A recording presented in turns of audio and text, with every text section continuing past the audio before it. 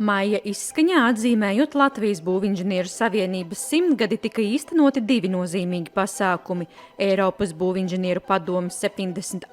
asembleja un Latvijas Būvinženieru savienības 100-gades konference, kas pulcēja vairākus simtus Latvijas profesionāļus un viesus no apmēram 20 dalības valstīm.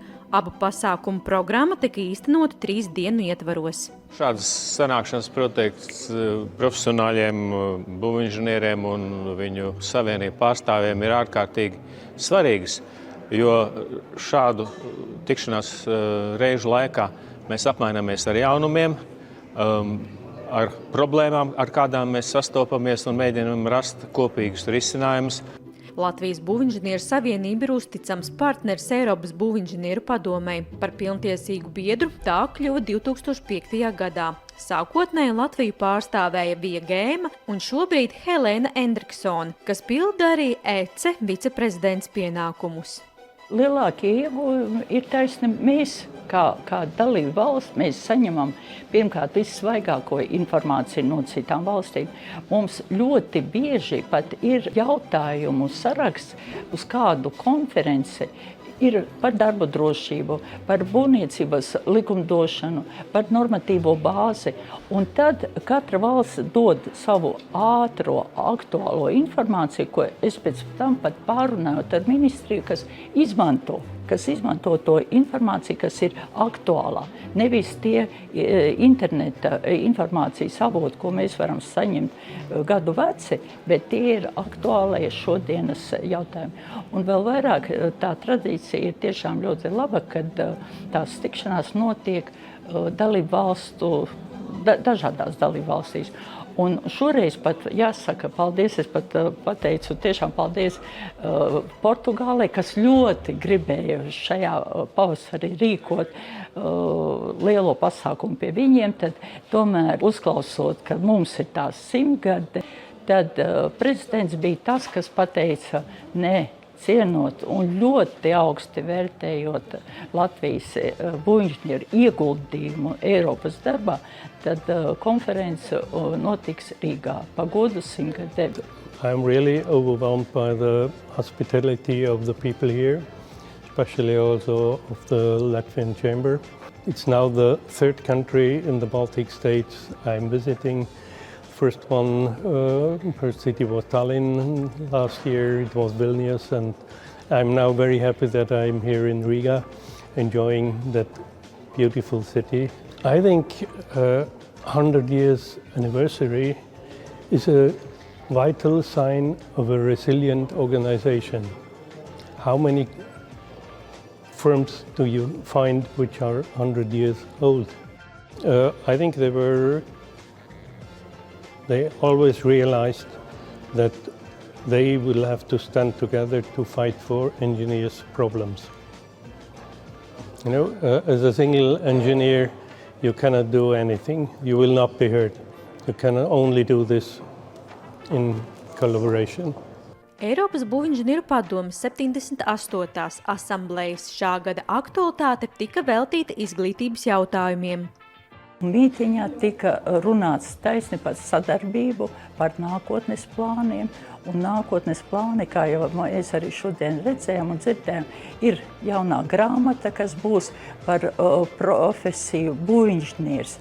Kā viņi sākās, ar kādu izglītību, ar kādām prasībām, kur var certificēties un kā var certificēties, lai tu varētu strādāt būvinženieru tirgu. Latvijas Būvinženieru savienības 100-gadēji veltītā konference norisinājās Rīgas Tehniskajā universitātē, kur klātesot gan ekonomikas ministrijas, gan varam pārstāvjiem, eksperti dalījās ar savu viedokli un redzējumu par nozares attīstību nākotnē. Konferencē mēs faktiski koncentrējamies uz divām tādām sadaļām. Plenārā daļa, kur uzstāsies divi ministri, ekonomikas ministrs un varam ministre, un EKE prezidents Andrēs Branderkungs, un es pastāstīšu nedaudz par to, ko Latvijas Būvinženieru savienība dara patreiz, un arī atskatīšos uz vēsturi. Un tad mēs dalīsimies 3 sekcijās, kurās būs ziņojumi 3 dažādos būvniecības novirzienos, varētu tā teikt, un tie būs arī tehniski un inovatīvi zinātniski tādi ziņojumi, kas, es domāju, ka profesionāļiem būs ļoti interesanti un noderīgi. Viena prezentācijas daļa būs, lai informētu viesus par to, kā mēs izglītojam savus inženierus, un pamatā tas ir Jelgavā, Latvijas Biozinātņu un tehnoloģiju universitāte un šeit Rīgas Tehniskā universitāte. Tā kā izstāstīt par tām pamatlietām, kādas ir mūsu studijas, cik grūti studentiem jāmācās. Un otra daļa būs vairāk tādas filozofiskas pārdomas par šiem te izaicinājumiem un arī labajiem piemēriem, kas ir mums šeit Latvijā. Tā skaitā es pieminēšu noteikti Rail Baltica projektu, Latvijas Nacionālo bibliotēku, mums nav tālu jāiet, tepat Ķīpsela arī mums ir labi piemēri, gan tie paši Z-torņi, gan Hansabanka sēka, tā kā šādus labus būvniecības piemērus ar izaicinājumiem bagātus es arī pieminēšu savā runā.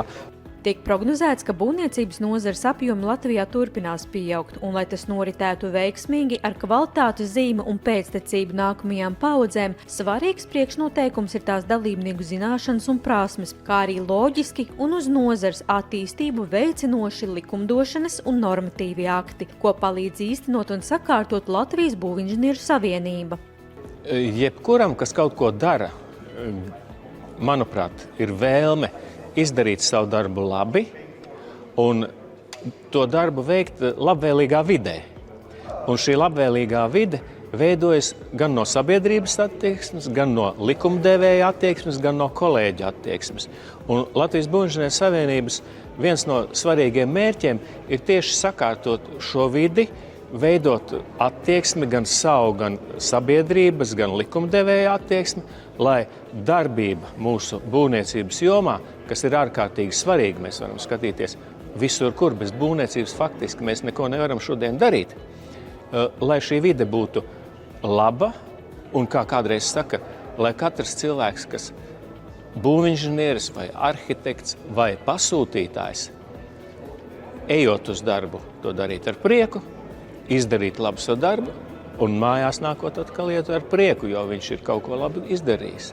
Daudz sabiedrībā nesaprot, kas ir būvinženieris. Viņi identificē viņus kā būvnieks. Nē, tie nav būvnieki, tie inženieri, kas saka. Tāpat kā arhitekti raksta nošu grāmatu būvētājiem. Tie ir tie paši radošie cilvēki. Inženieri, tehniķi visādās jomās, gan statikā, gan akustikā, gan, kā saka, ūdeņu un elektrības lietās un vēl nezinu kādās citās lietās. Un novēl mūsu inženieriem to radošumu attīstīt, uzturēt. Un kā te izskan, arī būvinženieri pārstāv zināmā mērā mākslu. Tā ir māksla, ja tas ir kreatīvs darbs.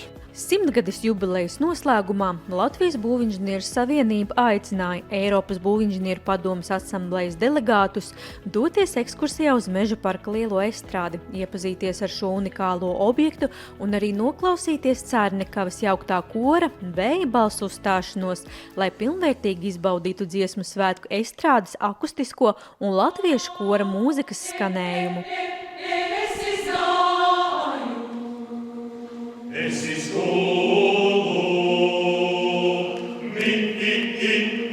das Haus, da der Ritter gaidīdams,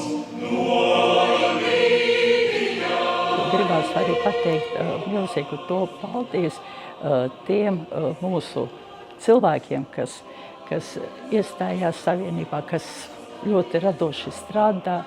Un, kā mēs vienmēr sakam, mūsu savienība ir atvērta. Lūdzu, nāciet mūsu kompānijā, lai mēs varētu kopā risināt mūsu profesionālos, svarīgos jautājumus, kas mums ir un būs. Saviem kolēģiem un, protams, arī Būvinženieru savienības biedriem es vēlu veiksmes un es gribu teikt, būsim lepni par to, ka esam būvinženieri.